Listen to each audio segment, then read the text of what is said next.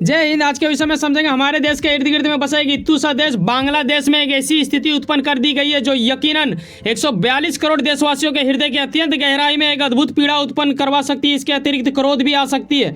यहाँ इस आर्टिकल के माध्यम से यह स्पष्ट होता आप देख रहे हो कि चुनाव एक तरफा हुआ है, ऐसा कुछ बताया जा रहा है। उसके बाद इंडिया आउट कैंपेन चलाई जा रही है। आखिर ऐसा क्यों हो रहा है? क्या वह यादों से भरा इस्लामिक धर्म मानने वाला एक छोटा सा देश पाकिस्तान का वहाँ पे कोई षड्यंत्र रचा गया है जो भारत के खिलाफ कार्य करने लगी है, या फिर भारत को एक बड़ा झटका हो सकता है? आओ इन सभी विषयों के ऊपर स्टेप बाय स्टेप चर्चा करते हैं कि आखिर मामला कहां से क्या जुड़ा हुआ है। ये भी बता दूं कि वहां एक ऐसी स्थिति भी उत्पन्न होगी जिससे यकीनन बांग्लादेश के अंदर ही एक तरह से वार की स्थिति सा लगने लगेगा, क्योंकि इतिहास में एक बार ऐसा ही बिल्कुल हुआ था, जो कि कहीं ना कहीं याद दिलाता है। इन सभी विषयों को समझने के लिए हमें कुछ खास बातें याद रखना होगा। जैसे कि आपको यकीनन ये फटाक से याद आया होगा कि भाई साहब अभी कुछ ही दिन पहले तो मालदीव में यही सब मुद्दे को लेकर वहां भी इंडिया आउट अभियान कई बार चलाया गया, लेकिन यही प्रक्रिया यहाँ भी हो रहा है। ऐसा आखिर क्यों हो रहा है कि जिन देशों को हम सबसे ज़्यादा मदद करते हैं यार, वही लोग हम ही को धोखा देने की प्रयास करते हैं। इस मैटर को समझने के लिए हमें शेख हसीना और यहाँ पे बेगम खालिदा जिया नाम है इनका बताया जा रहा है, जो कि विपक्ष दल के हैं। ये इनके वर्तमान में ये अभी पीएम है वहाँ पे। तो इस दो व्यक्ति के पूरा वास्तविकता की निकट के गहराई तक हमें पहुंचना पड़ेगा, तभी जाके हम समझ पाएंगे कि आखिर ये कांड क्यों हो रहा है, जो कि वीडियो के अंत होते होते आप समझ जाओगे। तो आओ स्टेप बाय स्टेप शुरू करते हैं। यकीनन इस पर कोई शक नहीं है कि भारत बांग्लादेश को एकदम अपना छोटे भाई के जैसा मानता है, अच्छा खासा रिश्ता है। लेकिन इनके जो अभी हाल में चुनाव हुआ है ना, इसके दौरान जो वहाँ पे मुद्दा उठने लगी है, ये हमें बिल्कुल याद दिलाता है 2024 लोकसभा चुनाव जैसे कि हमारे देश में है। मैं बता दूं कि 2024 साल काफ़ी ज़्यादा खास होने वाला है, क्योंकि विश्व के करीब 50% से अधिक देशों में इसी साल चुनाव है। अभी बीते कुछ ही दिन पहले यहाँ बांग्लादेश में हो चुका है। इसी की प्रतिक्रिया के चपेट में सभी कांड स्थिति उत्पन्न होने लगता है। होता यह है कि वहां पे हाल में जो चुनाव हुआ, वहां क्या हो रहा है कि विपक्ष दल जो थे ना, ये बेटा चुनाव ही नहीं लड़े, ठीक है, इन्होंने बाइकआउट कर दिया। आखिर ऐसा इन्होंने क्यों किया ये आगे समझोगे।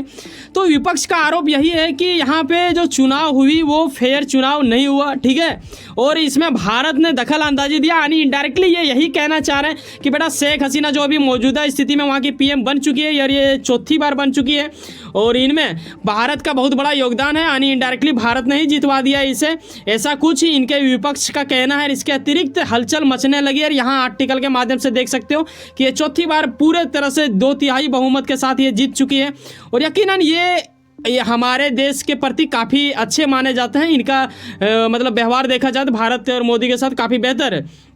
लेकिन अब वक्त आ चुका है कि हम इन दोनों को अलग अलग करके समझने के प्रयास करें, ताकि हम इंडिया आउट कैंपेन वहाँ क्यों चलाई जा रही है वहाँ तक पहुँच सके। देखो बात करते हैं शेख हसीना। देखो फिलहाल जो बांग्लादेश के वर्तमान पीएम है ये यही है, ठीक है, और भारत सरकार के काफ़ी करीबी मानी जाती है। लेकिन इसके विपरीत अगर देखें, जो विपक्ष दल के काफ़ी दिग्गज नेता मानी जाती हैं, उसमें से नाम आ रहा है कि बेगम खालिदा जिया, जो कि पाकिस्तान के बहुत ही करीबी मानी जाती है। और ऐसे विषय में इनका सोच रवैया बिल्कुल वह यादों से भरा इस्लामिक धर्म मानने वाला एक छोटा सा देश पाकिस्तान का जैसा ही रहता है।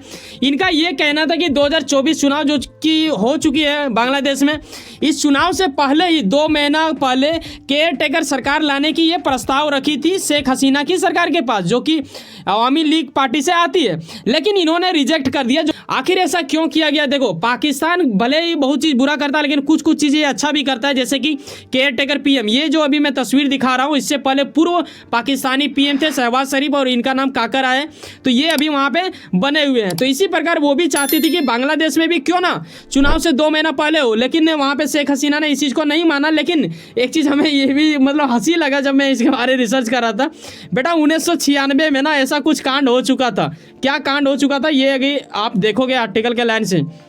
1996 में जब खालिदा जिया की सरकार हुआ करती थी, ठीक है, तो अभी जो वर्तमान में जिन्होंने रिजेक्ट कर दिया केयर टेकर सरकार का प्रस्ताव, जो खालिदा की ओर से आया था, यानी बीएनपी पार्टी की ओर से आया था, जो कि बांग्लादेश सरकार का बड़ा विपक्ष पार्टी मानी जाती है, तो उस वक्त जब इनकी सरकार थी तब इन्होंने मांगा था, तो उन्होंने भी इसी प्रकार ये कर दिया था। लेकिन आगे चल के क्या होता है कि ये काफ़ी बड़ा दंगा का रूप ले लेता है, और यही कहीं ना कहीं एक कह सकते हैं कि कई गुना संभावना संभावना बढ़ चुकी है कि बांग्लादेश के अंदर एक भव्य राजनीतिक हिंसा हो सकती है और इसका परिणाम स्वरूप कहीं ना कहीं भारत को भी झेलना पड़ेगा। क्योंकि ऐसा जब मामला आता है तो उस वक्त जब 1996 में हुआ था, केयर टेकर पीएम नहीं बनी थी, तो उसके बाद हलचल मच गया था, दंगा सा हो चुका था।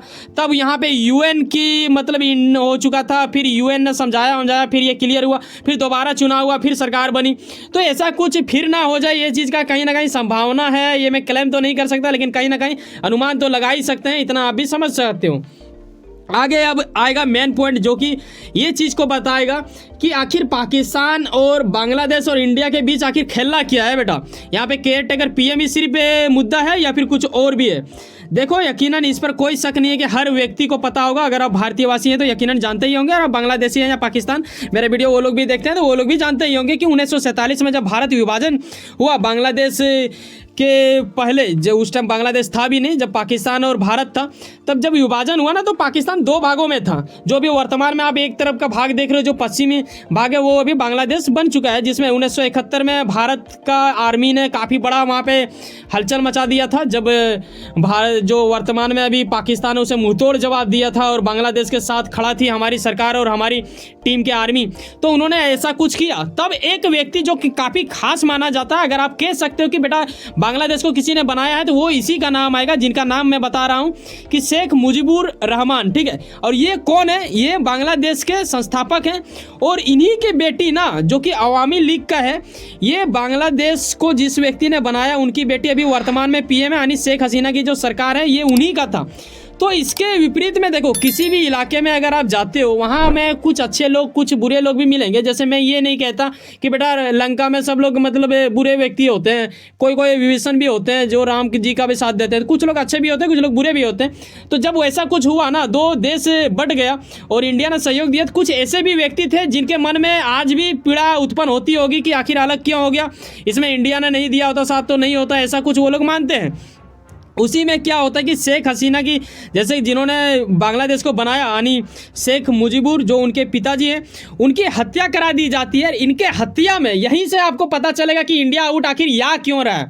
उनके हत्या में जिस व्यक्ति के ऊपर जिम्मेदार थोपा गया, यानी थोपना कहना गलत होगा, लेकिन कहीं ना कहीं देखें तो सूत्रों वाले ये सब शब्द भी निकलती है। उनके पार्टी के अगर बीएनए का सुनो तो आप वही कहेंगे, लेकिन अगर आप अवामी पार्टी का सुनोगे लीग का तो वो कुछ अलग कहते हैं। तो इसमें आ रहा है कि जियाउर रहमान, ये जियाउर रहमान जो है ना, शेख मुजीबुर जिन्होंने बांग्लादेश को बनाया, उसे मरवाने में हाथ अभी है। वर्तमान में जो बीएन पार्टी है, वहाँ की सरकार की विपक्ष दल, उनके दिग्गज नेता खालिदा जिया के पति देव, ठीक है, इन्होंने मरवा दिया। अब क्या हो रहा है, जो इंडिया आउट आ रहा है, ये दरअसल इन्हीं के बेटे की ओर से किया जा रहा है, जिनका नाम बताया जा रहा है तारिक रहमान। तो आप यहाँ ये समझो कि शेख हसीना की अभी वर्तमान में पार्टी आ चुकी है, और ये जो बंदी यहाँ पे बगल में दिख रहा है आपको, ये खालिदा इनके पति ने इनके पिता को मरवा दिया। ठीक है, अब इनका बेटा क्या कर रहा है कि इंडिया आउट कैंपेन चलाने लगा। अब ये क्या होगा, ये देखने वाली बात होगा। इनके अंदर आखिर क्रोध किस चीज़ को होगा, मैं बताना चाहूँगा। 1971 से पहले जब पाकिस्तान ही हुआ करता था बांग्लादेश इलाका, तब ये वहाँ पे एक अधिकारी थे सेना में। तो ऐसे में क्या हो रहा है कि बांग्लादेश जब आज़ाद हुआ तो इनके जहन में कहीं ना कहीं पीड़ा रहेगी, और इसी चीज़ को इन्होंने ये किया। यहाँ तस्वीरों के माध्यम से देख सकते हो वाइफ इनका, और ये व्यक्ति जिनका नाम बताया जा रहा है जियाउर रहमान, और इन्हीं के सुपुत्र, या फिर बोलो अब कुपुत्र बोलना उचित होगा, क्योंकि सुपुत्र तो कभी देश को तोड़ने की बात नहीं करेगी। ऐसे एक रिपोर्ट के माध्यम से यह पता चला है कि बीएनपी के प्रमुख बेगम खालिदा जिया के बेटे, जिनका नाम बताया जा रहा है तारिक रहमान, इन्होंने ही इंडिया आउट ऑपरेशन शुरू किया है। इसके अतिरिक्त ये बंदे को आप देख सकते हो, ये वही याद व्यक्ति है जो भारत के खिलाफ षड्यंत्र रच रहे हैं। जैसा नहीं होता है कि हम कभी कभी अपने देश में करते हैं ना कि चाइना का सामान नहीं लेंगे, इसको बहिष्कार करो, ऐसा ही कुछ वहाँ पे हलचल हो रहा है। एक तरह से आप कह सकोगे कि भाई साहब ये असर कहीं ना कहीं 1971 वाला भी इन लोगों के जहन में है, क्योंकि इनका फादर उनको मरवा रहा है, तो कहीं ना कहीं उनकी वाइफ इस चीज़ को, सत्ता को रोकने के पीछे लगा है, तो इनका बेटा तो ये कुछ कांड करवाएगा ही। और एक सूत्रों के अनुसार ये पता चला जो काफ़ी ज़्यादा दुखनीय स्थिति खड़ा करता है। भाई साहब पूरा विश्व को पता है, ठीक है, 1971 में इंडिया ने बांग्लादेश के स्वतंत्रता सेनाओं का सहयोग दिया था, लेकिन इनके पार्टी का क्या कहना है पता है कि ये लोग ना बंगाली के कीमती सामान लूटने के लिए आया था। बिल्कुल एकदम वाहियात स्टेटमेंट लग रहा है। ऐसे में आप अपनी राय अवश्य साझा करें। वैसे सुनो ना, कहीं ना कहीं कुछ ना कुछ काम करते होंगे, यकीनन अपने काम के प्रति काफ़ी ज़्यादा उम्मीद रखते होंगे, यकीनन आपका मेहनत आपका मंजिल बन के मिला। वैसे सुनो ना, सब्सक्राइब कर लो वर्ल्ड अफेयर्स पॉलिटिक्स और जुड़े रहो मुझसे। चलो मिलते हैं किसी नेक्स्ट वीडियो में। बाय, जय हिंद, जय भारत।